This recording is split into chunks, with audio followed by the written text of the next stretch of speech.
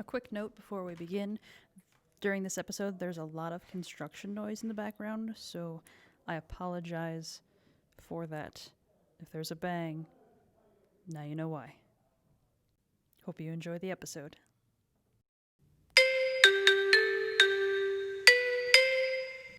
Welcome back to Philosophy of the Barber. Today's guest is Josh Craggy, the owner of Lucky's Barbershop in Concord and Portsmouth. He is a veteran barber of 20 years, New Hampshire native, and a graduate of Michael's in the year 2000. Welcome, Josh. Good morning. Thank you for having me. I'm so glad to finally get you on the podcast. I'm so glad to be here. So, I think we'll start with first things first. How in the world did you decide that barbering was for you? Well, I don't know if it was that easy of a thought process. At the age of 12, I was visiting my father, and typically growing up, when I was with him, he would bring me to the barbershop. And it just happened to be a particular Saturday morning, pretty early, probably around 5:36. We went to the shop, and it happened to be pretty busy, and it was beyond the amount of time that he would like to wait. So returning back to his apartment one hot Saturday afternoon, no air conditioning, it was like around 100 degrees in there.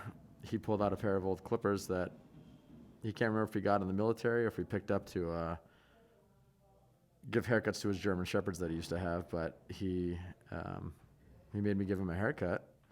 And from that day forward, I was 12 years old.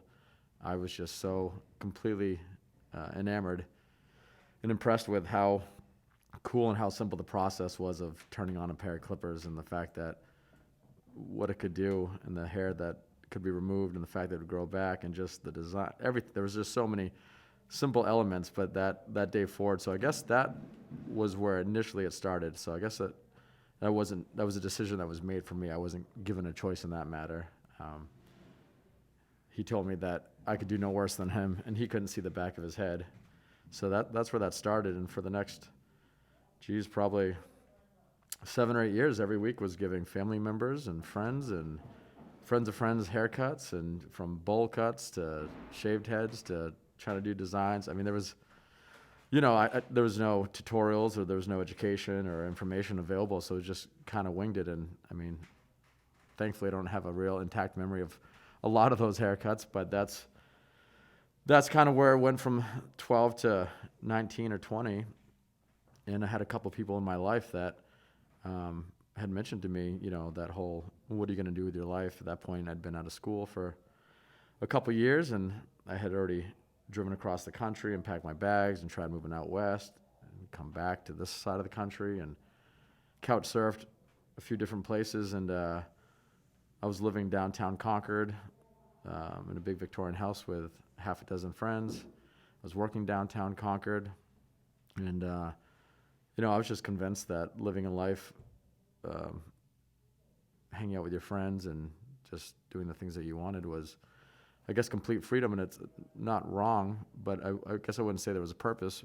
However, I wasn't really looking for a purpose either. I mean, I was more than comfortable with the life that I had chosen and was living. But there was two people in my life that over the course of 6 months gave you one of those, like, so what's next kind of thing. And instead of thinking that it was a thoughtful conversation, it kind of felt objective, or trying to figure out my life for me, especially when I thought that I was happy doing what I was doing. But I guess maybe they had some I don't know, they could see something that I couldn't at the time, and they mentioned, like, have you ever thought about cutting hair for a living or being a barber? And I said, no, actually, strangely enough, it had never crossed my mind. I had one set of yellow clippers from, like a department store like Ames that had been with me for many years, and that seemed good enough. In the fact that even growing up, going to a barbershop the first dozen years of my life, I guess I just had never viewed or thought of it as a way to make a living or to provide for yourself or others. And the first person that mentioned it, I just thought it was the craziest idea and kind of put that notion away. And then a handful of months later, another friend and roommate mentioned it again, and I said, what's with all this talk about this, that, and the other? And he said, well, you seem to love it. You cut hair every week. What, why not? And I said, that just seems crazy. I said, isn't that a job that just older people do? And he laughed, and he goes, no, that can't be the case. And then we thought about the shops that we knew. There's only 4 or 5, and I think the common age at that point was probably over 65. And then we both kind of laughed, and he said, I guess you got a point. And then he rebuted what he said after, well, they must have been young like us at some point. I said, geez, I guess you got a point. I thought back, and I remember getting my hair cut at the shop I went to as a kid, and there was always photos on the wall of the barber's children. And I do remember dynamically saying one time, overhearing that, that it's a good life, that was able to provide for his family and for his children and provide them with education, and that was enough for him. And I remember thinking back to a kid, hearing those conversations, and it kind of at that time, at least, it felt like growing up, a child's place in a barbershop was you didn't speak unless spoken to. So I definitely, I took in a lot. But yeah, I guess so. I said, geez, I guess you got a point. And so I looked up in the phone book, which was in Concord, New Hampshire, and there you go, under B for barber, and there was no barber schools. There was a half a dozen, maybe 5 or 6 barbershops total. But there was a state board of barbering, which still is today, and that's located in Concord for the state. And I called up. This was 1999, and probably summer of '99, I think.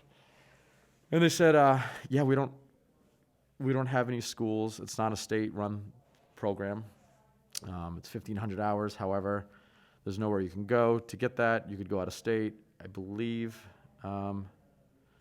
Massachusetts, I think, was 1,000. They had a couple schools in Quincy and Worcester. Maine and Vermont at that time, I'm not sure if they had closed their schools for the time being, but you couldn't even go out of state, get an education, at least at the time, and then come back and perform the duties. There was probably 5 or 6 barbers total in Concord. I made a phone call, I think, to the barbershop that I grew up going to, and they weren't looking for help. They didn't need it. There was no demand for more barbers. And so that thought process, I guess, kind of went away.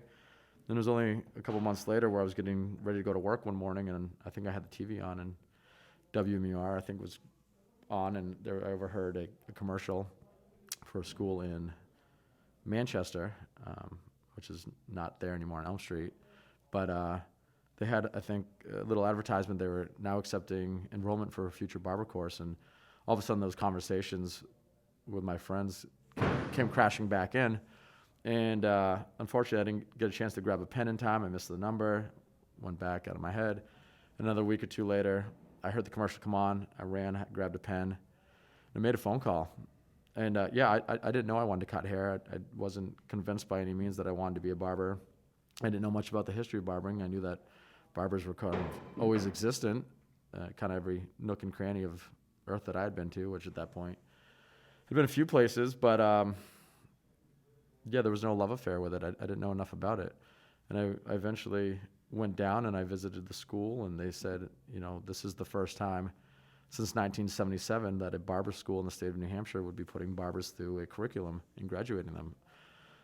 So, between 77 to 99, you either had to be apprenticed or come from out of state. And so think about the generational gap there that you had of barbershops closing or people retiring or people passing away, and nobody really to carry that torch. And I still didn't see the impact of what it had on society and what it would have on myself. But after a handful of visits and conversations, I don't know, sitting here talking to you, I remember having complete trepidation, and almost, it sounds funny, but I remember shaking hands and signing the piece of paper, deciding I was going to do this. And I almost felt in a weird way like I was giving in to being an adult or making a big decision. I guess in many ways, growing up, having a mindset of kind of swimming against stream, that I was just kind of joining the rest of the fish, by picking something or just doing something. And I've never, I mean, still to this day, I've never done anything that I haven't wanted to do. But after careful consideration, it's funny, I almost thought to myself that I had said, you know what, I gave it a shot, I thought about it.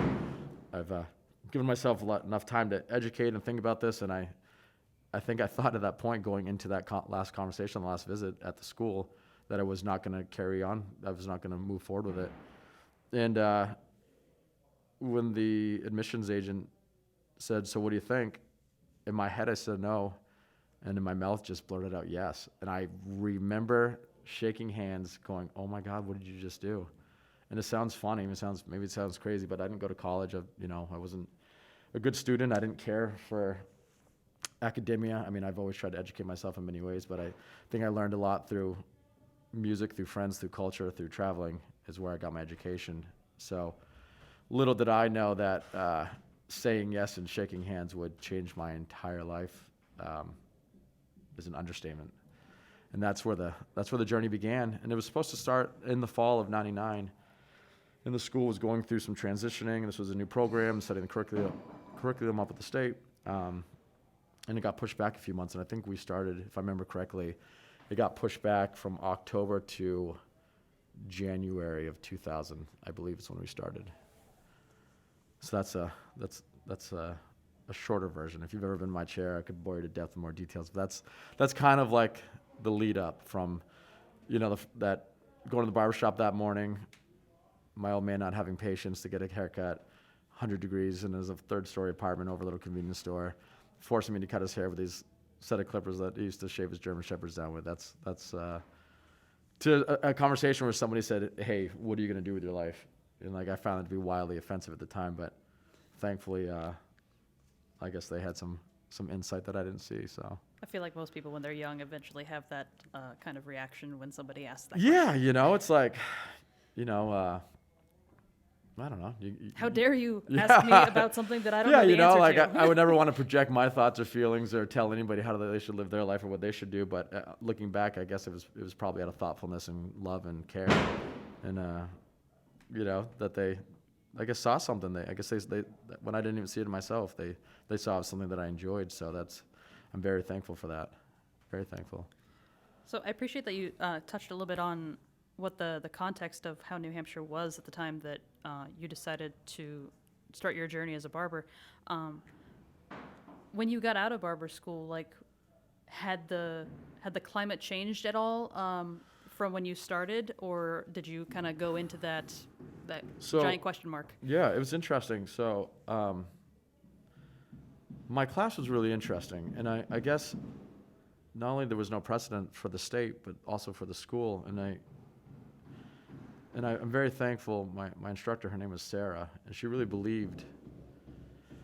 truly believed in the trade of barbering, and she really advocated for the fact that it needed to return, that it needed to be nurtured, that it needed to be reinstilled into all the communities that had been lost. And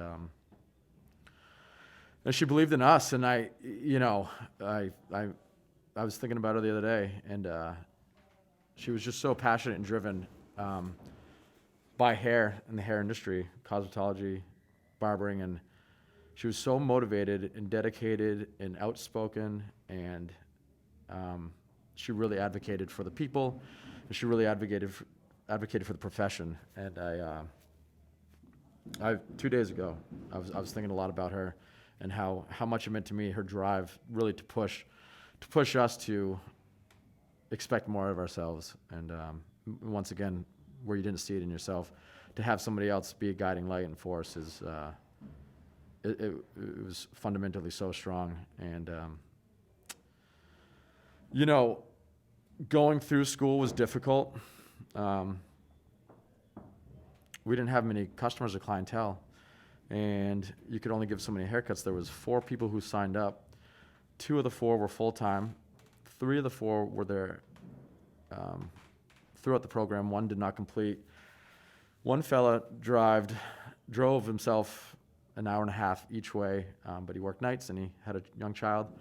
So I guess technically it was part-time. He was there every day, but it took him about, probably an extra 6 months or so to do. But when we all completed the program, it was like, what happens now? You know, we had time and hours on our belt, but we didn't have, like, I admire so many people that come out of barber school today, so many haircuts and so many, I mean, obviously you have minimum requirements you have to do, but, you know, we would go around to fire departments, gyms. We'd make out flyers. We'd put them on Elm Street. We'd go to the youth detention centers. We would try to set up programs with the homeless shelters. We would try to do the food pantries. Anywhere we could try to put the word out that we were looking for people to come get haircuts. The VA and all those organizations were very helpful, but even then it was really hard to organize to get people in the chair. And so, you know, we did the best with what we had, and I think because we had a lot of confidence and support behind us, we felt pretty good, but little did I know coming out of school that there was an entire world that I was unaware of. And just, you know, just like anything, you now, when it's time to apply that, you quickly learn that school and education serves its purpose, but it's not its entirety of what happens next. And I went around to a couple shops up in the Concord area. Like I said, I think there was 5 total, and none of them were hiring. And I think, you know, one place, the place I grew up, I think they weren't, you know, it was a 2-chair shop, and I think it was one person was kind of full-time, one person was part-time, and they didn't need more. Another shop I walked into, unfortunately, the gentleman working, I think he couldn't really see beyond my appearance and didn't care to have too much of a conversation about even hiring a new barber. And the other place, which eventually ended up working, at the time, the guy who took over the barbershop told me I should go work in a salon. That almost tried to push me away from working in a barbershop, which I found to be very confusing. But I had my hopes and dreams, I guess, at that point, set on, you know, being a barber and working in a shop. And living in Concord, I wanted to work in Concord. And so I just kept pushing. I just kept calling, just kept stopping by. And eventually I landed myself down on Park Street, which is now American Barber Studios. And when I started there, it was in the winter, I guess it would be that started in the beginning of 2000, and then it was that winter, I guess the end of the year 2000, that got a phone call from the owner, and basically had my phone number and had multiple phone calls that I'd called, and still to no avail. Wasn't looking, didn't need the space, wasn't hiring, and got a phone call, said, "Hey, what are you doing right now?" I said, "Nothing." And I was working, through barber school, I worked full-time delivering pizzas. And so I was doing that full-time in school nights, so I was going to school during the daytime, and I continued to do that even after getting out of school. And I'd got my permit, but I hadn't found a shop, and I knew I wanted to work in a barber shop. That's in my heart of hearts, that's what I wanted to do. So I got that phone call one snowy morning. Somebody didn't show up. Said, "Can you be here?" And I said, "Sure." I said, "How long?" I said, "Let me take a shower, grab my stuff, I'll be right over." And that's how I got my foot in the door. And I think within, it was within a couple of weeks, it just went from being like a shift here or there to one of the barbers ended up, the more I showed up, the less the other barber, I guess, continued to show up. And so once they left, I was invited to be on full time, and there was 4 of us, and I was, 19, 20 years old at the time. And then there was 2 barbers in their 70s, and then the barber, was the owner, was, I don't know, had to be early 30s probably. And it was a cool like dynamic. It was almost, I guess, not quite, but almost 3 generations, I guess, where the lower 2 are pretty close, but far enough apart where we really, for a number of years, had a really special dynamic. Working in this great old shop downtown that had a lot of history. It was the 3rd building in its location. It had been in its current form since 1920. The 2 prior ones had burnt down. White's Opera House. I mean, a lot of history in Concord. It's near the State House, so it was a really cool place, and it was a beautiful shop. And I learned specifically those first 2 years. I think I learned more just listening and watching and picking up from my fellow barbers than I could have ever imagined. It will always hold a special place in my heart. And that's how it got started. For 6 months after that, I worked delivering pizza. So I worked, like I said, came on pretty quick, the full-time thing. And then I was working days and nights. And it was that first 4th of July that I got thrown a key and said, hey, usually close the shop up, or I'm not here, or whatever the case may be, but you're going to be the only one here this week. Shouldn't be that busy. It's 4th of July. Here you go. Yeah, okay. Geez, I mean, I was nervous, you know. Obviously, I had some haircuts under my wings at that point, but little did I know, and I'm, as you probably can see, a bit of a long-winded human, but I look back in that that 4th of July week, there had to be 10, 11 people there, and I could feel the sweat coming down my head. I don't even sweat. I couldn't believe it. But you know what? It was stressful. It was scary. It was wild, but they all sat and they all waited, and they were all so like cool, and I think they were just happy to get a haircut and thankful. I mean, they were, you know, probably on vacation and hanging out, and I just did one by one, and I took my time. And if you've ever met me or ever been in my shop or otherwise, you know that the clock is not always my friend. I take my time. I probably talk more than I cut hair, but I've really I never want to rush a service with a client. They deserve the most. And so, yeah, that 4th of July week, I cut hair, and everybody came back, and the shop was still standing. It hadn't burnt down, and that was. I mean, boy, that was remarkable for myself. That felt like, I don't even know if accomplishment is the right word, but just the fact that I made it through the week, I was so happy, and I was so impressed, and I was so passionate and driven that I was like, boy, if I could do that, I could do anything. And I feel like there's a legacy in that particular location of trial by fire. yeah, I mean, so the shop had, I won't bore you with all the details, but the shop had not that many owners over the years, and the owner had only had it for, I think, maybe 2 years, 3 years, and had really remodeled the whole thing and really restored a lot of its beauty back to it. And the barber that he bought it from still worked there, worked part-time. I think he worked still 5 days a week, but he was there usually around 6 a.m. and was gone by 10. And it was, I think for a lot of us, there was a lot of challenges, and there was a lot of like excitement, and there was a lot of, I mean, the industry as we know today is it's beautiful, it's booming, it's ever growing, but it was dynamically different back then. So I think it was something special, I think, to be able to have that wisdom and that knowledge to be passed down from generations before us, and to be and to habitate within the confines of a wall of so much experience and stories and just legacy within those walls. Really, I think I just absorbed it all, or the best I could, Yeah, so and I continued on for the next 8 years there. And a lot of people came and went, but it was really remarkable. I'm very thankful for my time working down there on Main Street. It was great, really.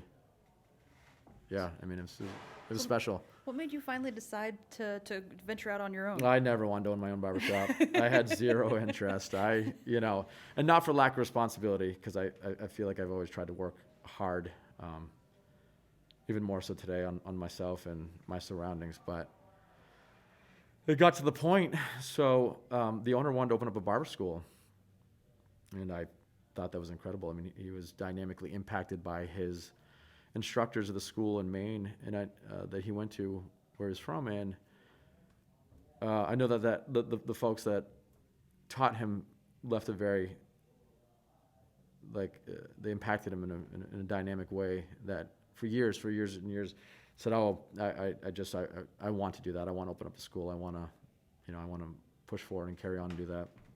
I always thought that was a great thing. I mean, even 8 years in, what's that, into like late 2000s, I mean, our industry was still dynamically lacking in barbers. I mean, they just weren't around. Like 600 barbers in the state at the time or something?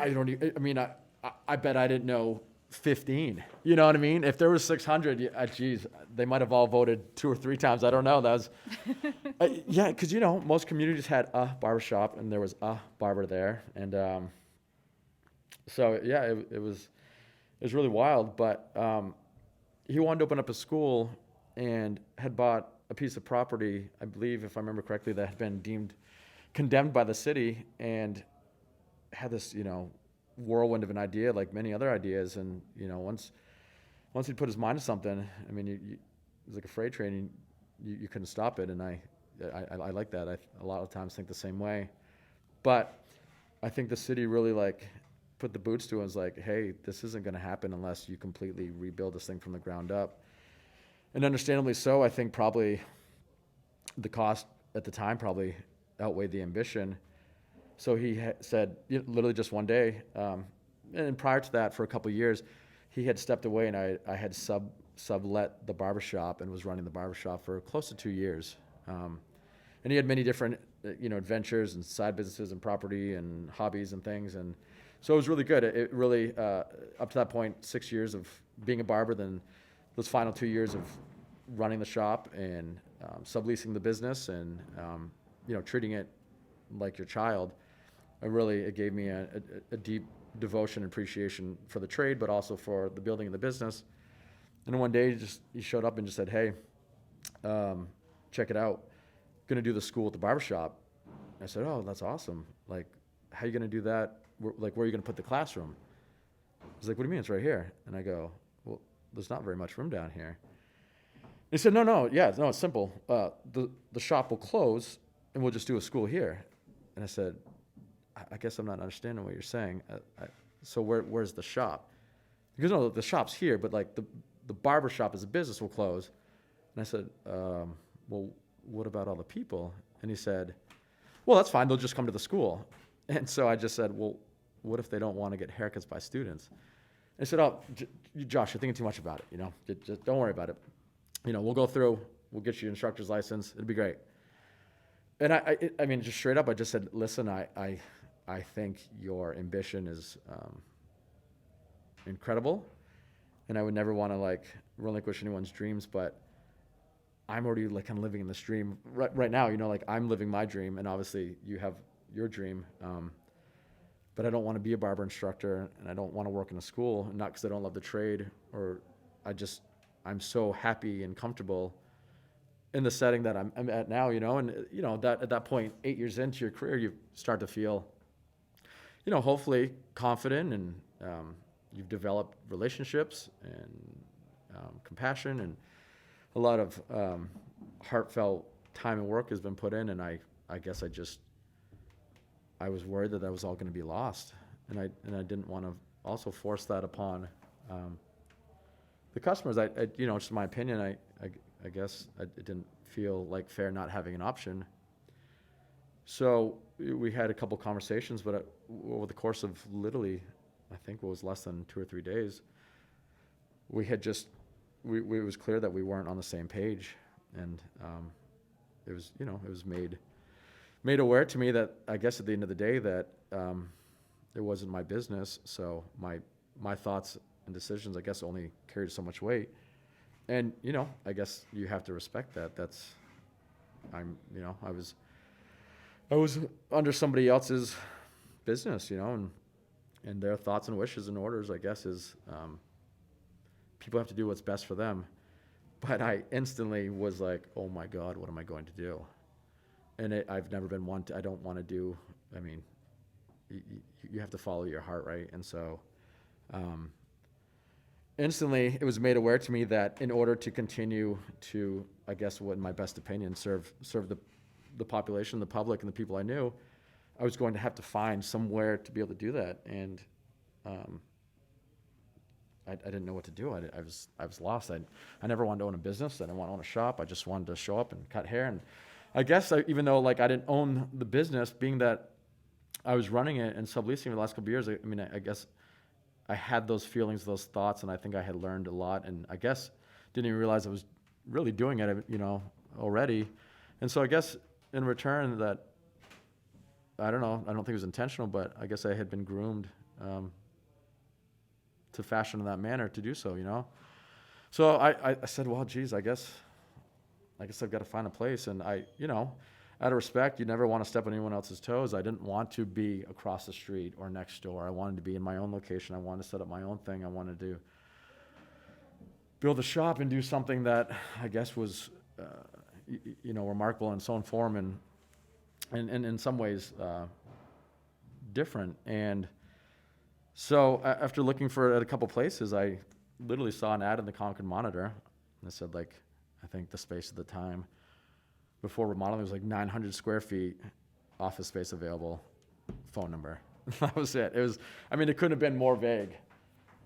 And I called the phone number and I showed up, and it was an office. It was an office with carpet and wood panel walls and a drop ceiling that you could touch, without even barely getting on your tiptoes. And it looked awful. It was, all the ceiling tiles were brown from smoking cigarettes, and it was just an office. It was an insurance office. It was many different offices.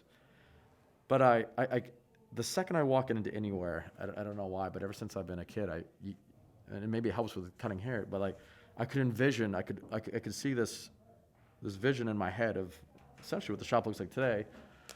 And the thing though that sold it for me is I climbed up in the corner on this little small ledge, and I pushed up one of those gross old brown drop ceiling tiles, and I could see the ceiling was 3 feet higher, 3.5 feet higher, I think to be exact. And I was like, what is up there? And it was a tin ceiling, and I adore old architecture and buildings and just the quality and the craftsmanship that go along with it.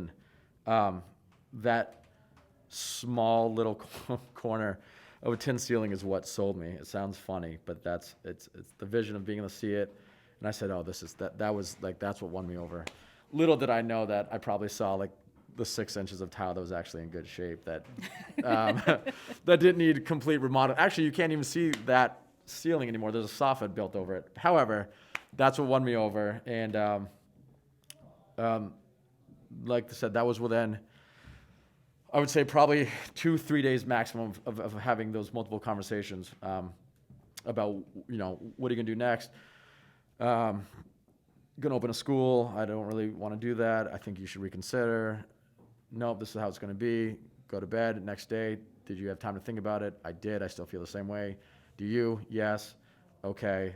That night, person shows up, opens the door, see the tin ceiling. Boom. I want to do it. I want to rock and roll. Let's go. Let's get it moving, because, I think the school wanted to come together fast, and I just didn't want to be left high and dry. And I guess, like I said, it's not that the option wasn't there for me to continue in one aspect of this trade, but it's just it was not the position that I wanted to move forward with. I wanted to continue to work with the customers one-on-one, like I am still today. And so that next day, I was very upfront, and I said, hey, this is the deal. I just want to let you know, I'm very forward. I would never talk behind your back or lie or just mislead anybody. And I said, I really wish you to reconsider. And I said, I signed a lease last night. This is the case. And I figured for that, matter that, for all I knew, could have packed my suitcase and hit the road. However, being that, like I said, I was still running the shop, I think it was very beneficial to both of us to continue to do so in that fashion and manner, while we both essentially needed each other. One, to keep the doors open, to continue generating a stream of revenue for the business, and then for my future shop. But the one principle that definitely has held true is that I wanted to make sure that, and hopefully this is long after I'm dead and gone, that hopefully my barbershop, much like the one I worked at, will continue to live beyond me. But I've always wanted people to know that no matter at what cost or weight, I will do whatever is within my power to make sure that they don't ever have to face a situation where they will show up to work and not have a business or a position to work in, and that the customers will always have a place to go to. So opened up. That was, over a dozen years ago now. And eventually the shop plan changed, and I guess as I know it today, that a new building was erected into the place of where the school was going to go, so that fortunately the shop didn't have to close, which was great to hear that that history, that legacy was able to carry on, because that was another part of it, me excluded. Even though it would have been cool as a school, there was just so much dynamic history of it being a barbershop. It made me sad to think that it wouldn't carry on that legacy, but it still has to this day, and I really hope it's doing well. It's a special place. But yeah, opened up, Lucky's a dozen years ago, and boy, it's evolved, it's changed, it's incredible. I mean, I guess it's always been a place, I think, hopefully known for hard work and an openness to communicate with each other, with the customers, with the community. But I've been thinking about it a lot lately, and it's, barbershop, I guess, it has a much broader definition to me than I think a dictionary would define. I think at this point in the game, it's well beyond the haircuts. I believe fully in myself and the quality of my coworkers and barbers that can put out really a beautiful, incredible piece of artwork, a service to the customers. But I find that the dialogue and the drive and the customers and the people I meet today has gone beyond just doing a good haircut. As we know, this day and age, with multiple barber schools and so many barbershops emerging and continuing and staying open and really supplying our state and every community, really all over the world, with great haircuts, I think that we've carved out a space for people to feel welcome, to feel safe. And maybe not everybody puts that same amount of thought or emotion into it, but I find the value for me at this point that the cutting hair is far from monotonous, but it's almost become second nature to the quality of the conversation. And maybe that just comes with time and confidence. I feel like obviously it's number one, you need to maintain and give that service to your customer, and you need to give them what they want. That's the most important thing. But I've received more educations, more dynamic, more love, more thoughtfulness, than I could have ever imagined. Like I said, I was more of a, I guess, scholar of life and living and experience than books, and living vicariously and through people and learning. I mean, I've never been to Alaska, but I've cut 100 people's hair who have, and you learn a lot about things that you don't know, places you haven't been, lifestyles, everything really. I mean, it's a human jeopardy. It's the dynamic it's interesting, it's incredible, it never lets you down. And to think that I have friends who will have student debt well into their years, and some of them for an education that they never utilized. I mean, I couldn't begin to tell you how many degrees I've learned from standing behind a barber chair. I mean, it sounds ridiculous, but doing semicircles for 20 years, I mean, I'm far from an expert on anything, but I've learned a lot. I've learned a lot about myself, and I've learned a lot about people in doing so, from listening and asking questions. And it's a journey for sure. It's, hopefully when I look back, not only the quality of my haircuts, but the quality of the conversations and the people you meet I've always been very fortunate to have a high caliber, in my opinion, but I feel like it's constantly elevating. And for that, I'm thankful. And we obviously live in a very dynamic climate as we're speaking today. And I think that it's more important than ever to advocate and share and ally yourself with people who not only feel the same way you do, but also to have those conversations, have those difficult conversations, have those, I guess, and maybe we have the ability to dial in with a lot of people that I know if it wasn't for barbering, I would never have come across in my life. It just, unfortunate or what that may be, but the fact that I've met so many people has really opened up my mind to many things. And so I think it's a time more than ever to embrace each other and to focus and hone in on those things.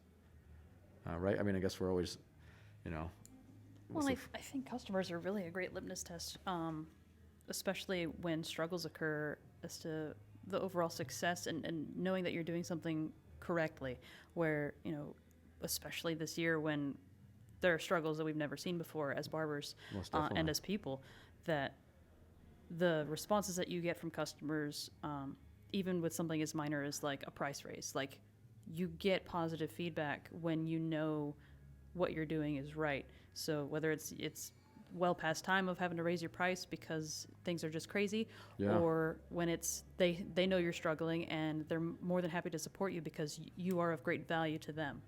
Yeah, you're right. And I think people show you that. I mean, people have taught me self-worth more than I could have ever taught myself. And you're right. That's a special thing. I mean, I can't tell you the hundreds of hours I lost sleep over raising prices on your services $1 to $2 and just being like, well, there's the end of that ride. No one's ever going to come in your business again. And then you think about those people that for years have been ushering you to raise your prices, which just seems so crazy because you don't go to the grocery store and ask them to charge you more, but they see the value in you as a human. They see the value in your service, in your business. They see the value in your trade, and they see the value of what you offer in your community. And I think that's important. And and back to, I guess, sort of how it started earlier. There's just people that see things in you sometimes when you don't see it yourself. And I think that's really, it's special. It's remarkable. And to know that you have the support of your peers in your community, it makes it feel worth it, right? Because like you said, you want to provide a service. I mean, people work hard. Most people don't have a ton of extra to go around, but like you said, in a time like now, I mean, we're all experiencing many difficulties, and financially and business-wise, when people, even when they have less, they want to give more. That says a lot about their character and the quality of them, because they want things to return to some form of clarity, and they want your business and other businesses to be there when they, you know what I mean? It's an emotional thing for them too, like we're in the business of taking care of people, protecting people, making them look better, right? So it's like that holds a lot of weight, and they want that to be there. They want you to be there to make them feel better when everything else doesn't feel good. Well, and there's great value in that, where it's when push comes to shove, you really have to evaluate and make your priority list. And the fact that we make probably top 10 in a lot of people's priority lists just by the positive effect that we have on someone mentally and emotionally, having nothing to do with other than, superficial appearance, but the connection we offer people as humans has greater value that, in my opinion, is immeasurable than a lot of other things. Yeah, I mean, you these chains, they just can't be broken. I mean, to think that in this day and age there would be people storming stairs of state houses with firearms demanding for you to come back to work it's a wild thought that we even live in a world where that's a thing. However, it just goes to show you that apparently there's people out there that they want certain things. Well, I think no matter what, in times of crisis and of struggle, you really have to boil down what is valuable to you. Definitely. What you need to maintain. And, that fear that flares up in people when something that they took for granted Yeah, in a lot of ways. definitely. Suddenly, the possibility of it not being there is very real, and that scares some people into rash decisions. I remember opening that chapter in that textbook 20-something years ago on infectious diseases and skin disorders, being like, this is crazy.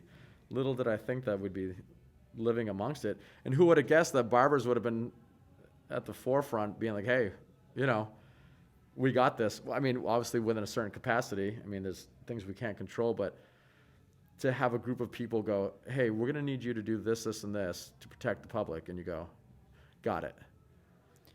Like, Well, there's so much information that because we're in the profession, we actually are so aware of how much the public doesn't know. oh, hypersensitive. Yeah. And it's, yeah. That we're like, but we're also at the same time very confident in what we do know. That's what I mean. Yeah. So that like moving forward, we're like, and I'm sure your customers as well as mine, we're daily educating people on like little things that they just Yeah. don't know that we didn't know before we went to school. Absolutely. So I think that our position in portraying ourselves in such a way that we're more than happy to educate people puts us in a very good position to help the public overall. Yeah, and I think they look to you for that guidance. They feel confident, hopefully, and I think they do. You know, they feel confident that you're going to take care of them in their best interests, that you want to protect them. I mean, I'm sure you've talked to people who probably said, hey, this is the first time I've left my house. And you go, for a haircut? And you go, yeah. And you go, geez, like that's the weight of those words. I mean, it's hard to process sometimes. Like you said, I mean, even as barbers, it's just a haircut, but it's more than just a haircut. Well, and then I'd say that unique bubble of time that we refer to as quarantine really had so many different reactions depending on who you are as a barber. In the context of being a barber, you had the people who had customers that were like hitting them up trying to get, an under the table haircut. Yeah. And there are some who have created an understanding, a reputation for going, look, what I say is my word. Yeah. That is how it goes. There is no like wheeling and dealing. We're not going to haggle. Like this is how it goes. So in my particular instance, I think maybe 2 people asked for haircuts. Yeah. The whole 7 weeks. Yeah. Because I've actively put out there, and is a very consistent trait for myself, that when I say something, that is what it is. Yeah. And, I mean, like my word is law in my shop. Yeah, and they've come to respect that and Correct. acknowledge and appreciate that. You know. And I've had other barbers that they have a different dynamic with their customers, and it's a totally different relationship. That got hit up a lot. Yeah. And having to explain to people like, look, this is not our choice. Like we don't. This isn't Absolutely. time to debate. Absolutely. But you're right, and it goes back to show you that despite the world crumbling down and these health concerns, that people are still like, hey, could you like just give me a quick haircut? And it's like, no, but thank you for asking. Like I appreciate you thinking of me. yeah. I mean, because at its heart, I don't think it's meant to be. I think it comes from a good place. Oh yeah. But yeah, it's interesting.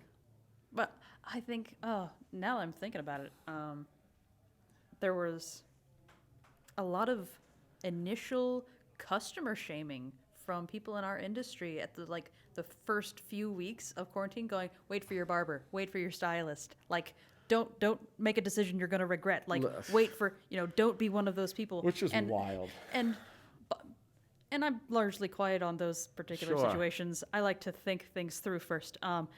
But by the time everything was done, I'm like, I'm not going to shame anybody for doing whatever made them feel better in that situation. Not Like in a million everybody years. was like comfort eating. How many people gained 10 pounds over 7-8 weeks? Like what your mind and your body were craving relief in an amazingly stressful situation. Like whatever made you feel better, we can fix. It grows back. Absolutely. And I say it in the nicest way possible, but what you do with your hair, especially like during quarantine, I don't care. And I mean that in the nicest way. Like, how in the world could I sit there and try to try to charge people on how to cut their own hair or shame them? Like, listen, the world is crazy. Do whatever the hell you want. We'll be here when we get back for it, and we'd be more than happy to see you. And the last thing I'm going to do is tell you how to live your life. I mean, yeah, let it fly. Shave it, grow it long, triple mohawk. None of it makes a difference. Just, like get at it. Like if you have some questions or some thoughts, or if I can point you in the right direction or show you where to get a clipper or give you a link, I'm more than happy. You know what? Because you now are serving a value to those people that didn't come at a cost. You know what I mean? Like for anybody who reached out to us for a haircut, or asked you for guidance, or sent you a funny picture, or hey, how did my significant other do with this, or what do you think? Like, I thought it was funny. Like, I mean, like I said, I don't know if encourage is the right word, but I wouldn't stop a single person from cutting their own hair or having a relative do it, or whatever the case may be. That's not my business. That's not my job. My job is within the confines of the walls of the places that I hold in business. And if you want to come in, I would love to like give you any service that you want. But be it in your own home or life, I'm far from the person to tell you what to do with your hair. Yeah, I did see some of that stuff, and it's like, let it fly, have fun. I mean, when there's people come in the barbershop, they're like, I'm doing the hair because I wanted to do when I was 14 years old, that my parents wouldn't let me, and I'm like 40 now, and they're like, I think it's great. Like, people are having fun with it. If people bring some kind of joy to their life during all this, have at it. Yeah, it's. I actually super looked forward to anybody who came in with like a grown out at home haircut. Sure. Because I was looking forward to the challenge of like fixing something. Yeah, I mean, it's a new canvas, right? Because especially if you're dealing with regulars, you're used to that canvas. So sure, it's nice, that, because you know the ins and outs, and you can perform your service dutifully and in a great way. But like to have something new, like seeing new variables, it's like, ooh, yeah, wait, you cut in here like this far? Yeah, or hey, like, we're experiencing a lot of people that are like, they want to leave it longer. They made it through like the weird time of growing it out. They made it through that, like, those tough phases, and they go like, geez, I don't know, I've never had my hair this long. And like, can you just trim it or clean it up, or let's try this? Or I'm like, absolutely. You get to see their real texture. Sure. For somebody who normally gets such a high, beautiful tight hair. Fade, it's funny. There's been people I've been like, you sure you want to cut that? I mean, you got beautiful head of hair here. And like I said, I don't pick the cut. My shears don't. They're happy to do whatever people want. But it's been nice. It's been different. We haven't experienced anything like this. So it's new. It's tough, but it's wonderful in many ways. And there's so much conversation, and people constantly are saying, "Hey, I'm sure you're sick of talking about this." And like, I mean, like I said, I've got so much steam, I don't seem to run out. But no, these are the current events we're living in. I think it's important to talk about feelings and thoughts, and I think that's what community is. That's right. Like, I mean, whether it be the barbershop or a church or a local organization or a group of people or something you belong to, people get together to share stuff. If people can't talk and converse, and I really think that we hold a special place for people. And I think it's sad when people, well, I mean, I guess, back to kind of saying earlier, like, you got to be able to listen, and you've got to be able to ask questions. And if you enter a conversation with your mind made up already, obviously up to a certain point, but like, how can you learn and grow from that? So I encourage all the conversations that we've been having in the barbershops since reopening, and they're difficult, but people, they trust you. I'm sure in your career, you've had people tell you things that they've entrusted with you, what they've never have with a family member, a relative, a loved one, a significant other. And that, I mean, think about how heavy that is. I mean, for the most part, the last 20 years I've experienced, fairly enjoyable light conversations, but love, death, deceit, I've heard it all. And I don't know. I mean, I guess maybe some people aren't cut out for absorbing that stuff, but like, I feel thankful that people take the time to be able to express those thoughts and emotions with me, Well, I feel like that's a position that if you are somebody that processes those things in ways of like energy or emotions that are basically passing from one person to another, it's definitely healthy where you have to find somewhere to offload it, because otherwise you start to internalize things, which isn't healthy either. But we are so much a lay therapist. Yeah. Like we're the cheapest hourly rate that people are going to get sometimes. Oh, yeah. I mean, I'm not a coffee drinker, but you think, depending what you charge for a service, I mean, I'm sure there's people that spend dynamically more money on many things. I mean, to think the value of what your haircut holds, people put on a new shirt or t-shirt. At the end of the day, they take it off and it goes in the laundry pile. I mean, your haircut, you're getting anywhere from, depending on how often people come in, 2 to 6 to 8 weeks, depending on, like, think about, the value of what that is. I mean, that's, in relation to other things out there. I mean, you're correct. It's a very small price. I always joke, it's cheaper than the copay, but we have developed into, I guess, I mean, maybe not everybody, but a lot of us, people thank you for your time, and they always say it's like going to talk to a therapist, or they don't have somebody in their life that they can just be open and forward with without prejudgment or post-judgment, or just, people just sometimes they want to have somebody bend an ear and listen. I mean, I get it. Like, it's a lot. You're right. It is a lot to process. But I always tell them, I go, thank you. It goes both ways. You know what I mean? You paid me for a haircut, but in return, I got to unload on you, and we got to share, and I think usually you walk away with something more than you started with, Oh, some of my favorite customers that come in, and by virtue of outside of COVID, I always do appointments, so I know how I'm starting my day. I know who I'm looking forward to seeing. It brings up my spirits even more with particular people, because I know that we're going to have great conversations, or I know the things that have been going on in their life that I, can get a continuation of. Yeah. So it's great that you can look forward to seeing people. And even before I took appointments, there were a lot of times where somebody will just randomly pop into my head, one of my customers, and I will see them that day. Love they will that. just randomly walk in. Love that. And it's great kind of anticipating that energy that's going to walk into your life that day. It's cool. I guess I wonder if you try to let people know, but I don't know if, and maybe I try to do my best to try to, like, reciprocate that and vocalize how much I appreciate that in people. Because I want people to know that I hold a high value in them outside of their haircut. And I don't know if everybody has that same thought and feeling. And, like I said, some people it's just a job, it's just a haircut. But I found a couple decades in that I haven't had a single day where I just wanted to walk away from my job or this career. I would be lost forever without it, and I'm forever grateful and indebted to it. But it's beyond what I could have ever anticipated, what it could have been. I'll agree if you boil it down to what we do daily as barbers, no matter what business you've chosen to take in the profession, where it's like if you're a shop owner or you're a booth renter or you're an employer or whatever, like what we do at our core is definitely something I would never want to go without. But there are certain days when there's an aspect of the profession I could do without. But that's just because there's some things that wear on me. Absolutely. No, for sure. I mean, I think too, you probably, and I don't know how life was for you before you were a barber, but in some ways, I think people have developed a thicker skin dealing with the public if they maybe worked in a factory or worked somewhere by yourself or in an office or traveled on the road where you didn't have a huge amount of people that you were dealing with on the regular basis.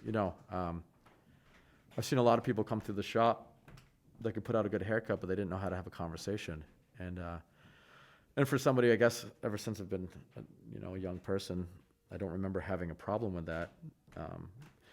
I mean, for me, one-on-one is where I specialize in groups of large groups of people. I'm a wallflower. I don't know why. I'm sure there's many deep-seated issues, but it's, you feel protected, you feel safe, you feel like, I don't know, sometimes you can let the walls down, you let your guard down when you're dealing with people one-on-one. And but I've seen a lot of people have to develop that trait within the trade. And I think that I've had people ask me, like, boy, like, how have you cut that person's hair for so long? Or how did you develop this or that? And I said, well, it wasn't by design. It wasn't some kind of branding or something you signed up for.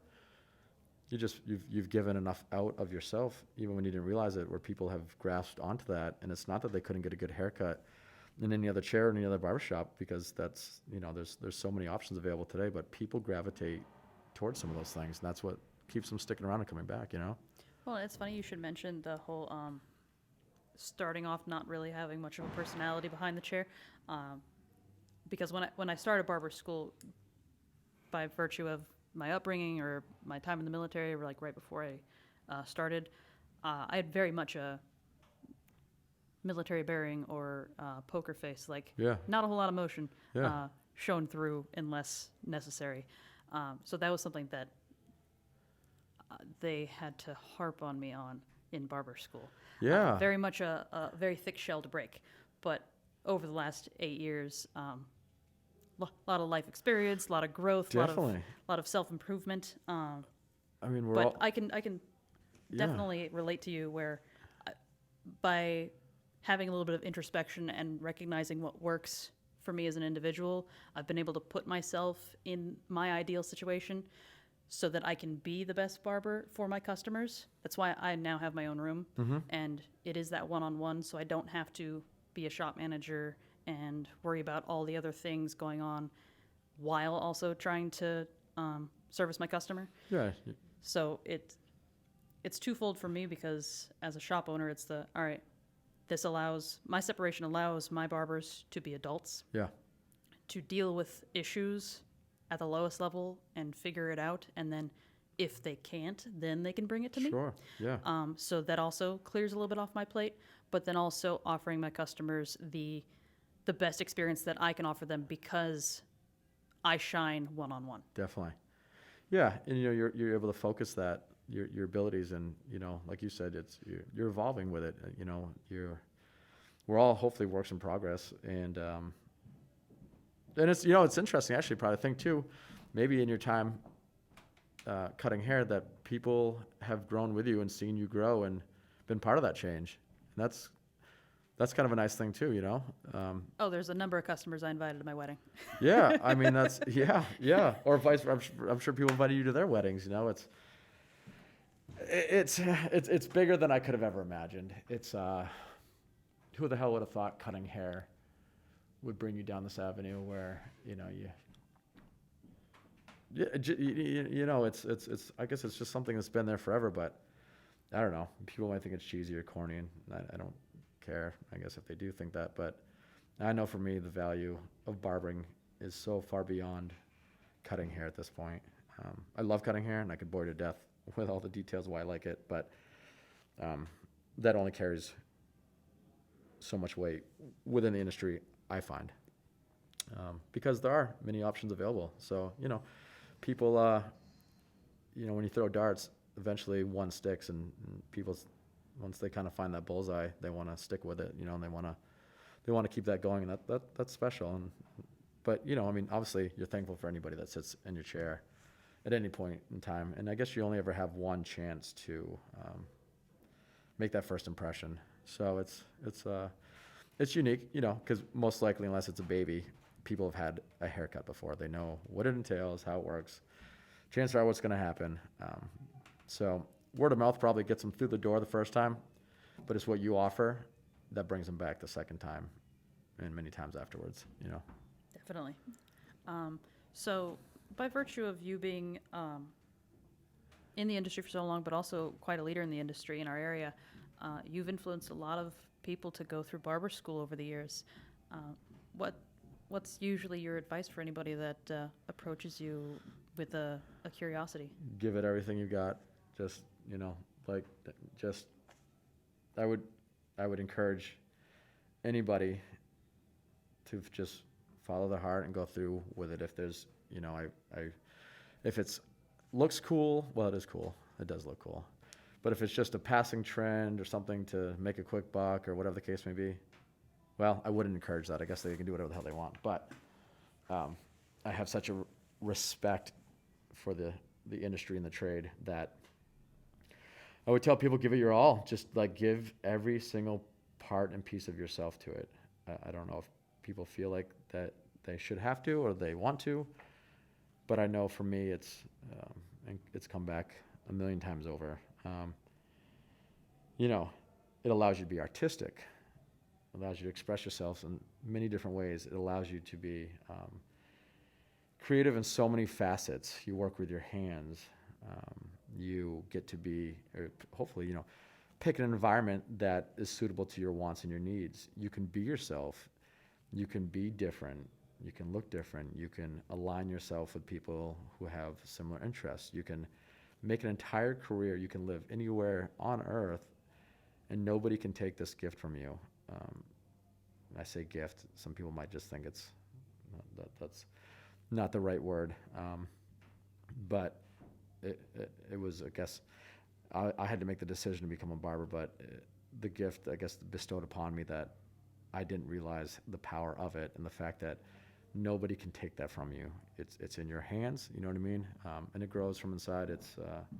It's deeply part of my heart and my life, and it's brought me to all corners of the earth, and it's put people into my life that I'm forever thankful for, and it's put me in situations and taught me lessons and valuable things that I would have not attained anywhere else that I could imagine, in a classroom or anywhere else, for that matter. And so I just, if anyone's ever asked me, I fully encourage them to follow their heart and their passion if it's something they're interested in. Like I said, I would never try to discourage anybody otherwise, but I would 100% let them know that if this is just a passing trend, and that's all it is to you, just something to do for now, for the time being, I would assure them that there's many other trades and other jobs out there that could probably fill that void that they're feeling. But I know everybody really that is still cutting hair that I talk to, like you said, there's things in your life. There's going to be times that can be exhausting. That is life. We are humans. We're not robots. But I wouldn't change it for the world. And I think if people are asking you that, and they're confiding in you, and they're interested in hearing what your thoughts are, they've probably already made that decision because they've seen you exemplify certain qualities that they admire and respect and want in their own personal lives. So I guess you probably did something without even knowing you were doing it, showing them. Yeah, go for it. It's the best. It's the guiding light in my life. I feel like it's such an investment as a career where however little or much you put into it, it'll be magnified, whatever you're willing. Definitely. So if you're, just in it for now, then that's what you're going to get from it. If you want it to be and are willing to dedicate your all to it, then that's exactly what it'll give back to you. Can you imagine when you enrolled in Barbershop? I mean, maybe you could, that you could foreseeably do this for the rest of your life, and legitimately, you couldn't breathe, stand, or walk. You can have a career, you can make a living, hopefully there's a point in time in everybody's life where obviously certain financial burdens and restrictions will lessen as the years go on, where, I like I was saying earlier, when I worked at the first shop in Concord, I worked with people who've been doing it over 50 years, and they didn't have any bills. Their kids were well-grown adults, grandchildren are grown. It got them out of the house. They loved to do it. These are people that it was nothing more than it had been a constant factor in their life for so long that they would have been lost without it.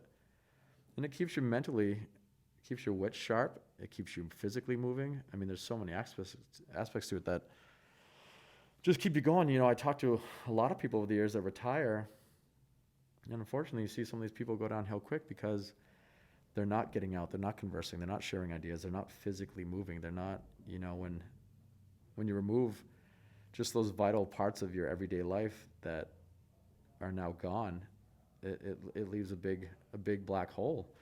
And so these, two particular people in my life I adored and deeply cared about, taught me that this was something that beyond your years would give you so much love and life back to you, even when you didn't need it anymore, even when you didn't need to make that paycheck, even when you didn't have those bills over in your head, that it was still something that was still there. And that's special. There's not, I don't know, maybe there is plumbers running around when they're 90 with tattoos of drains and sink faucets all over their face and arms, and just talking about how cool it is putting PVC glue on fittings, and maybe there is, I don't know. I mean, I'd love to meet that plumber, but I don't think that they're as rampant and rabid as they are in our industry. It's shown that there's a deeply, deeply, deeply growing number of people who are, I think, come to barbering as people who are devoted and driven and passionate about many things before they were barbers. And I think that has showed us that it's carried over into this trade. And I think that it allows you to express many fundamental parts of you, of your internal, outwardly as a barber that shine, that other industries and careers and trades probably don't harness. Like I said, I've been doing this for so long.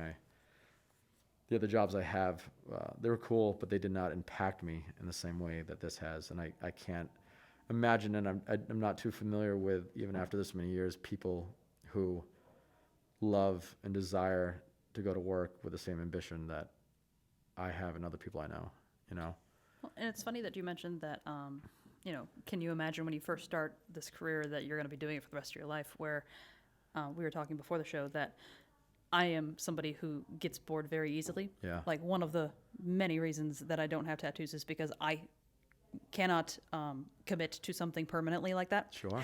Because I just get bored with it. So that was my expectation going forward with barbering, was like, all right.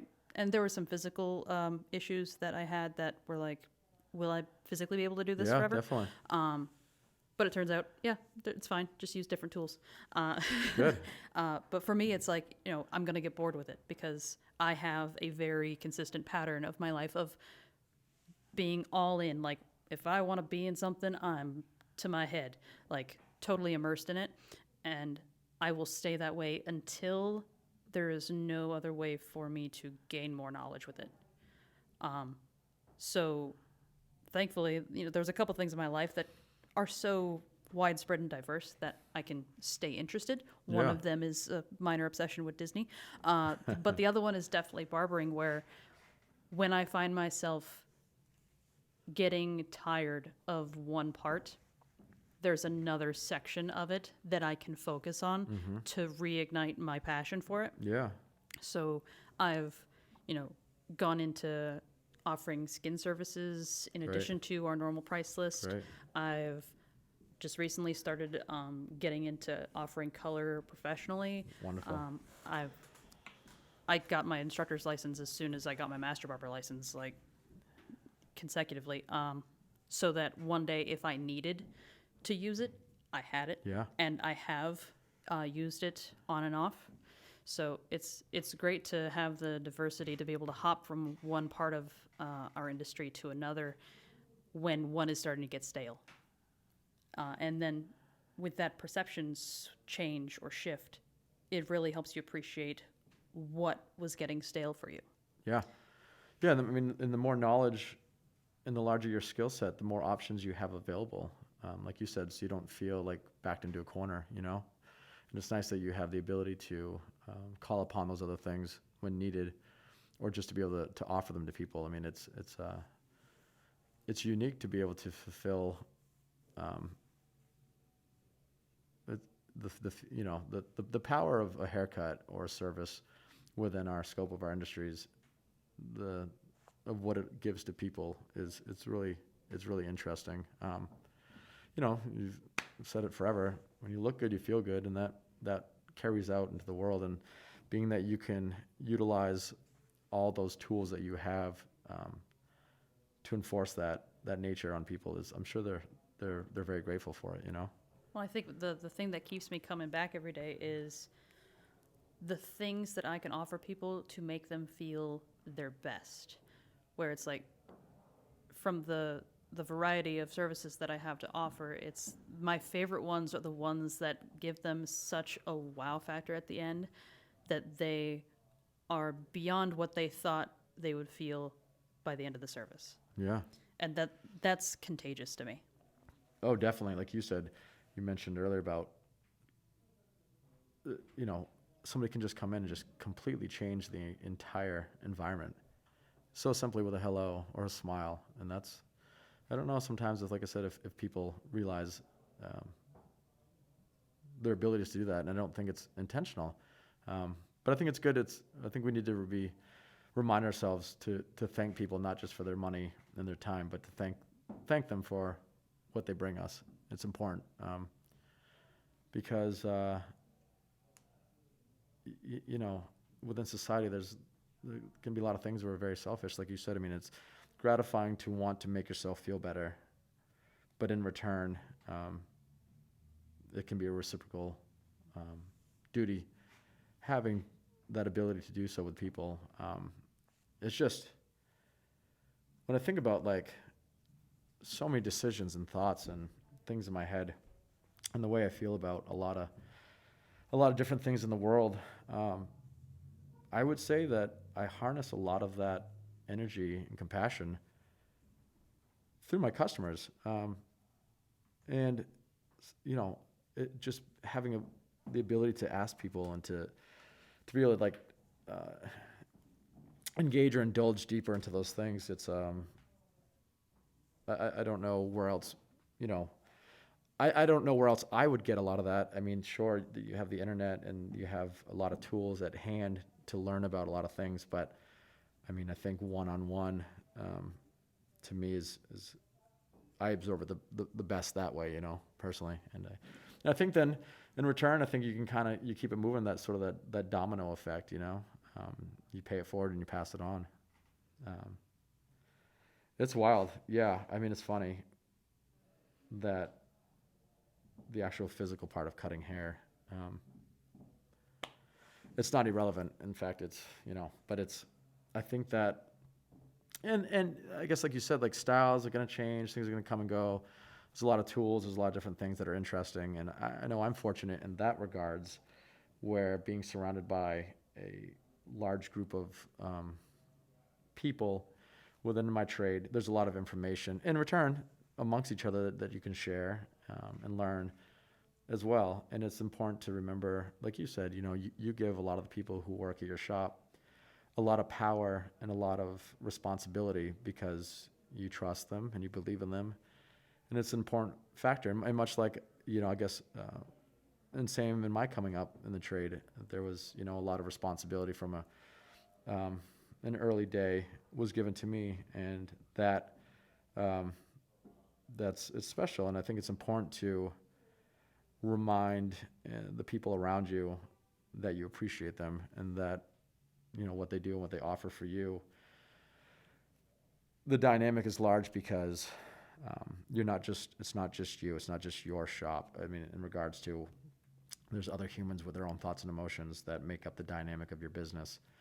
And I've always said it's much easier to create a better barber than a better person. So if you can, on an entry-level basis, have people surround you that I think have a forward-thinking, open-minded mindset and a knowledge of barbering, that the barbering part will come in time. But I think it's a lot harder to develop some of those skills than it is a mindset. So I think if you can start with somebody, that exemplifies qualities not only that you admire, but that you also yearn to have more of, I think it's important, because I think if you just try to clone yourself, I think that's a dangerous thing. I think that you could easily become stagnant in your technical abilities and in your mindset.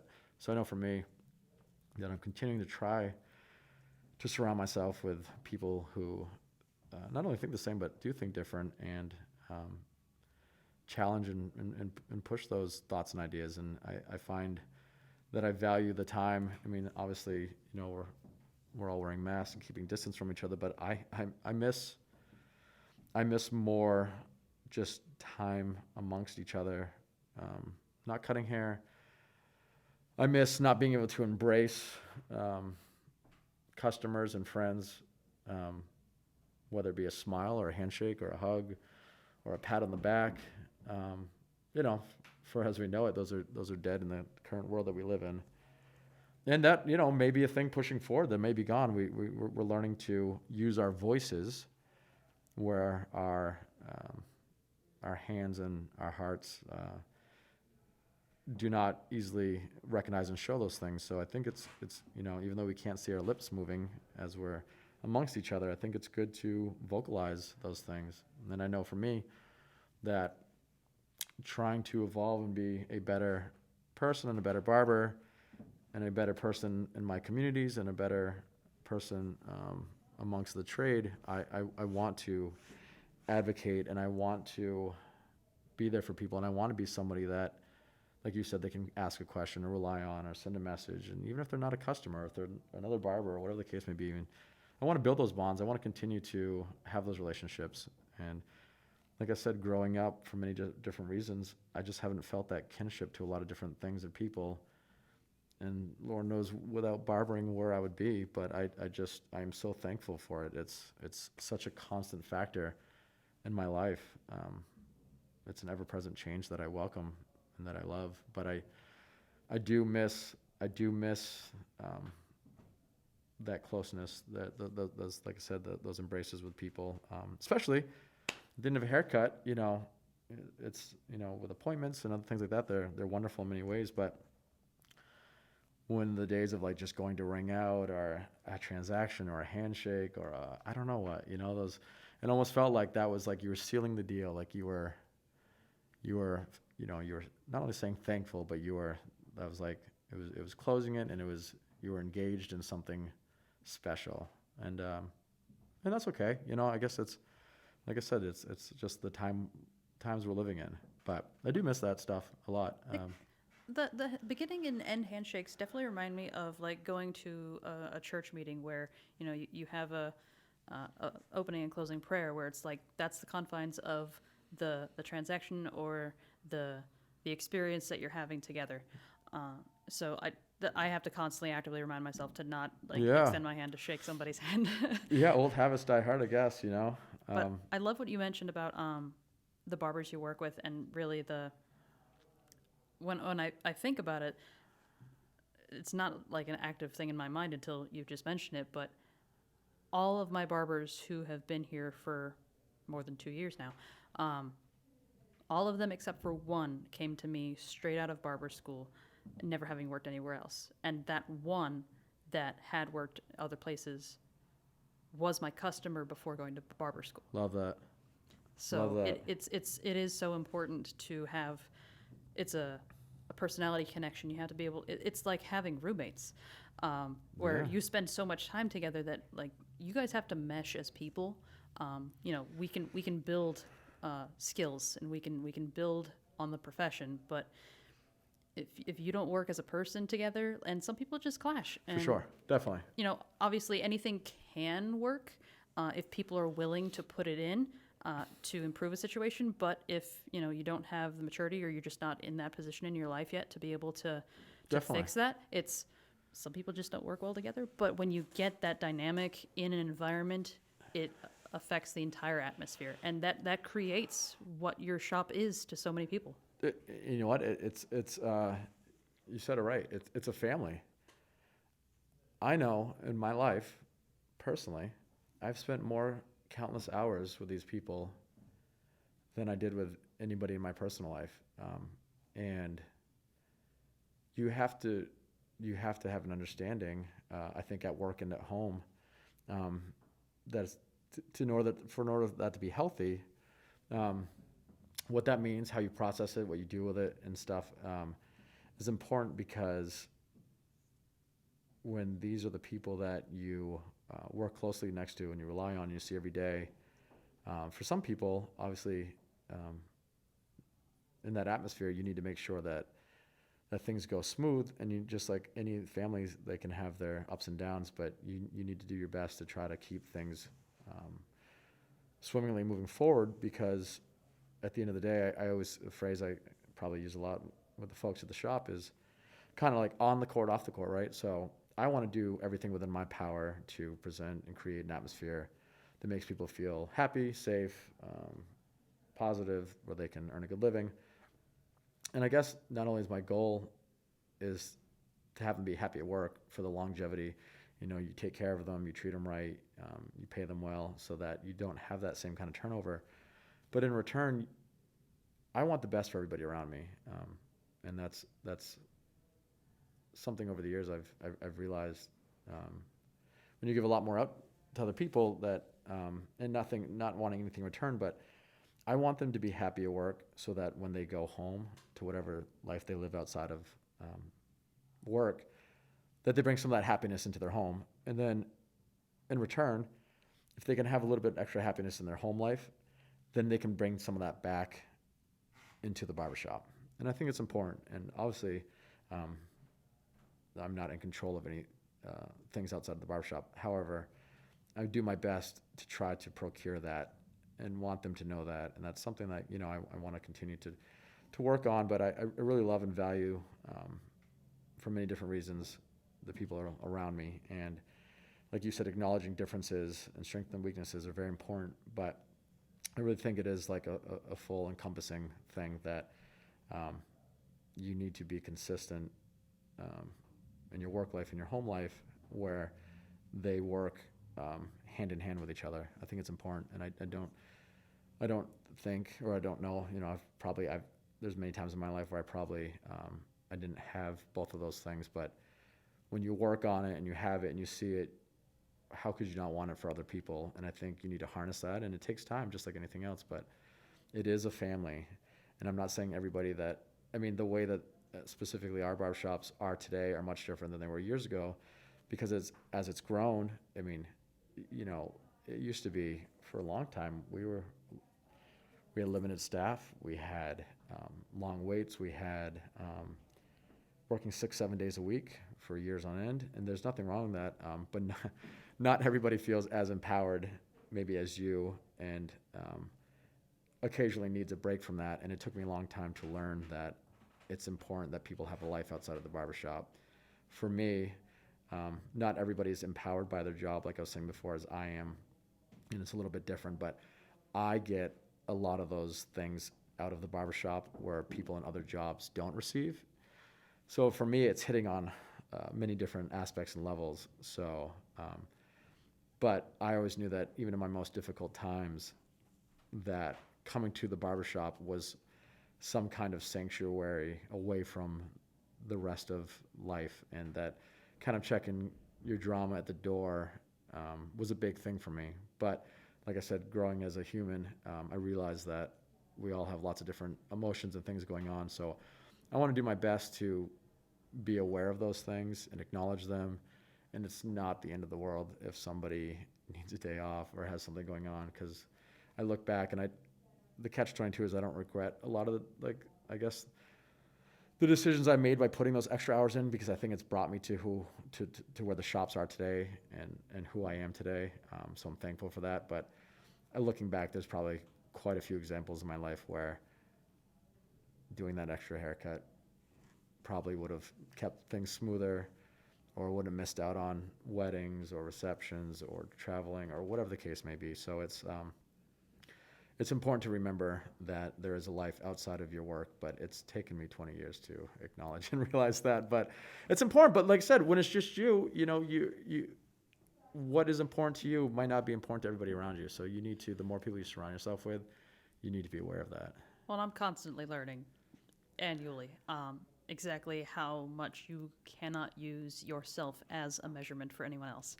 And that's true. Yeah. Always has to be a reminder to me. But and that's something that I'm learning through being a shop owner and working with other people. And I will say that, like, how I've run my shop in the past, I don't have any regrets.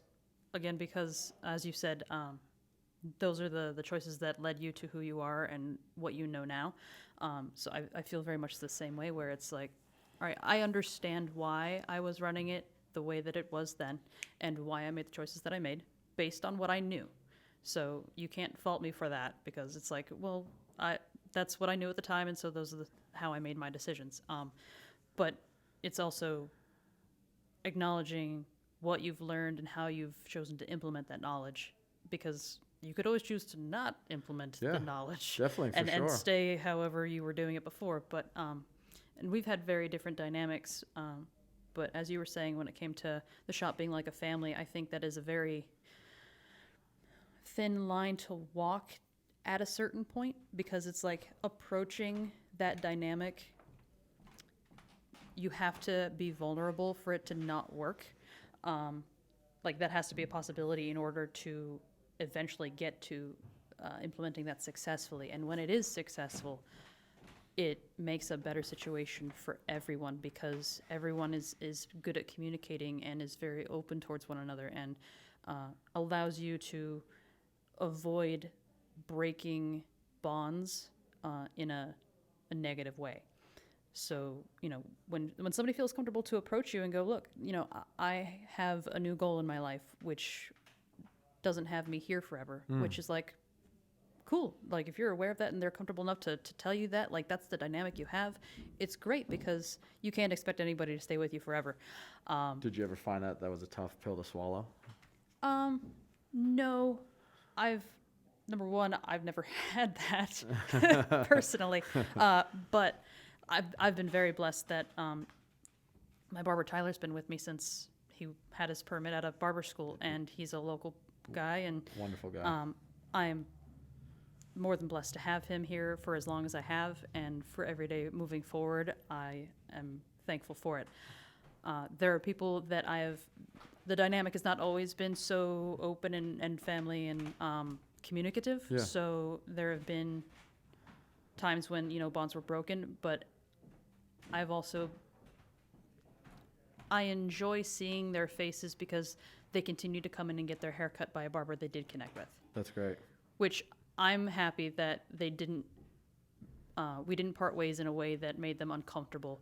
Yeah. To come here. I mean, and that's probably one of the true definitions of success, right? I mean, it's not it's a broad phrase, but like, if anyone who's ever come through your doors and spent any time with you, and they've moved forward and moved on, and they're happy in their personal lives and stuff like that, hopefully they took something from you or your business or your shop that like helped them execute those decisions and become successful in their own right. Because like you said before, like you can't be the gatekeeper of all this stuff, there's enough hair to go around, and there's like happiness, like I said, it should be universal. I mean, it's not trying to be corny or cheesy, but it's like, Jesus Christ, I mean, this world is so short.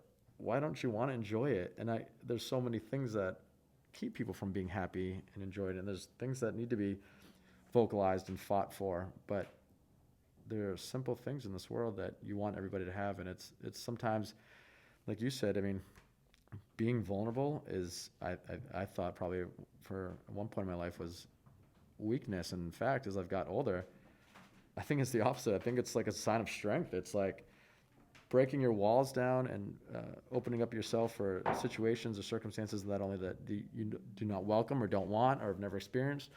And then what you do with that is it's huge. And it can be devastating, or it can be unbelievably rewarding. But to have somebody who, whether it be for a day or a year, who spent time with you, to not want them to take something from that would seem wrong, would feel wrong, And I look back and same thing. I've known people come through the shop, and there's been times where it's been, there's times where it could be travel or location or moving different things or starting shops. Sometimes maybe it didn't end up on a good level, but like at the end of it, I think reaching out and bridging those gaps and opening the communication and learning, like, what could I have done better, or where did I go wrong, or where did I fail to communicate, or how can I approach this differently, or vice versa. Those are all important things. Those are all reflections that are important, when you kind of look in the mirror, and you want to be proud of what you see, but you want people to have some kind of impact felt, and not that they don't owe you anything, but that they took something, hopefully, that you worked hard for, and they were able to regroup and position themselves into a better place with some of that knowledge or skill set that you gave to them, Well, and I always try and impress upon anybody that works here at my shop that, being upfront, going, I want to know what your long-term goal is. Like, whether it's like straight out of barber school, if you one day want to own a shop, or if you're not ready and you don't necessarily know what your long-term goal is, like, but whenever you are, I want to make sure that we have a connection enough to where you're comfortable to let me know, because I want to help them work towards their goal. Definitely. And I don't have the expectation of them being here forever. So if somebody ever wanted to open a shop of their own and, grow away from mine, I have no problem with that. Like, I am more than happy, whether it's a colleague or a barber that's worked here with me or a neighboring shop. If you want that, like, all I care about is, number one, being aware of that. That way I'm not blindsided by suddenly you decided to pull the trigger one day Sure. and now I am left in a lurch. Yeah. And because that's as much of an inconvenience For sure. as a shop owner as it is, I feel like, an emotional slight, because we have that connected dynamic where it's like, Yeah. you have that personal, like, oh, it's a shot in the heart right there, because you didn't have enough respect for me to let me know that that's what you wanted to do. Definitely. And being transparent, like you said, I think is key, and keeping that line of communication open is key. And I think, like you said, having those early conversations in a situation is good, because they know that you have the best intentions for them throughout their career. That's important. I think people want to feel like you've got their back. That you support them in every way, shape, or form. But you're right, and also as a business owner, though, you do have a responsibility to your business, yourself, and your customers, and your fellow coworkers as well, to keep things moving. And that can be tough. And there seems to be a steady stream of barbers coming out now, but it's yeah, it really is. And like you said, lack of a better word, family. I guess you don't pick your family. I guess you pick your barbers, but you develop those kinships and those bonds, and you take to heart those things.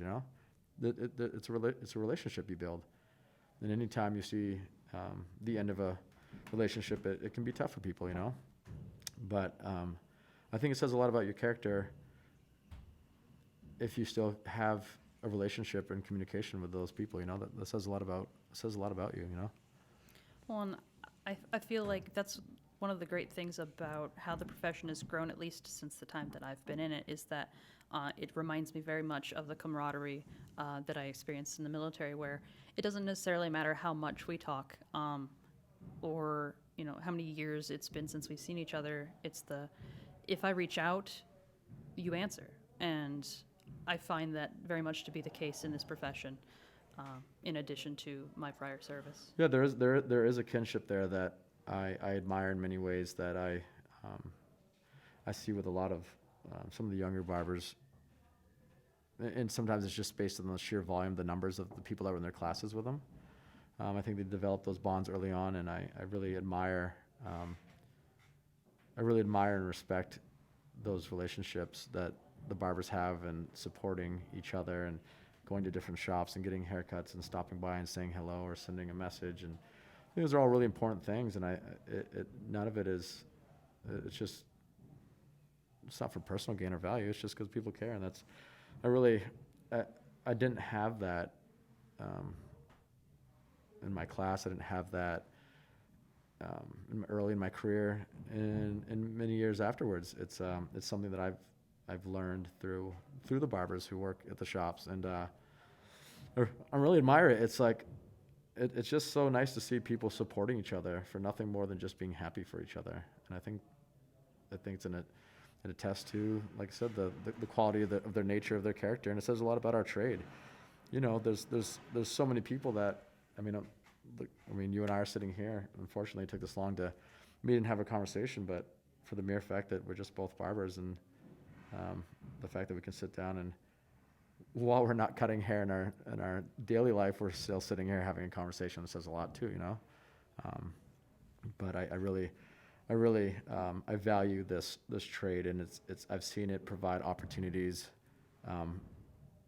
for so many people in so many different ways. That somebody was just saying the other day, there was a barber came in from another shop for a haircut, and this is like I don't even know if it's been a year into their career, and they had a really great career, and they went to school for a long time but something about barbering had caught their attention several years back, and they always wanted to do it. And they finally just said, hey, you know what, I'm going to do this. And within a year, this barber has, upgraded their vehicle, has bought a home, and now the monetary things, not houses and cars, aren't, that's not the end all be all. But the fact that these are just things that they've worked hard for that they didn't attain in their other career. So not only do they pick a trade that they're happy and they're feeling creative in, but in return, they're also seeing the monetary reward where they can live a life that they weren't able to live. And it's back to like thinking about where I went to a shop as a kid getting my hair cut. These guys the way they talked, like they'd say, oh, you'll never get rich, but you'll have a good life, and you can take care of yourself and other people. And everyone has different, I guess, an end game. But at the end of the day, I think a little happiness goes a long way. And I think obviously being able to take care of yourself financially goes a long way. So I think the reward that I was hearing and seeing this barber tell me the day was, I was just so happy, so proud for this person that they just felt that they had hit some milestones and accomplishments in such a short period of time as a barber that they had not in a decade of a prior career, So it's nice to see. Well, it's great to hear and to meet the people that are entering our profession moving forward and seeing that there's a familiar spark in their eye that we could see in ourselves and in each other when we were young in the profession. Yeah. Josh, thank you so much for coming and talking to me. It's my pleasure. Thank you for suffering through all of the construction noises. I'm sure some of them will be picked up for the listeners. Growth is good. Growth is good. I appreciate it. Thank you so much for having me. I mean, it's really humbling to be able to sit here and just share some thoughts with you. And thank you so much for thinking of me. I appreciate it. Well, thank you, and we look forward to seeing what's coming up next for you. Appreciate it. Thanks.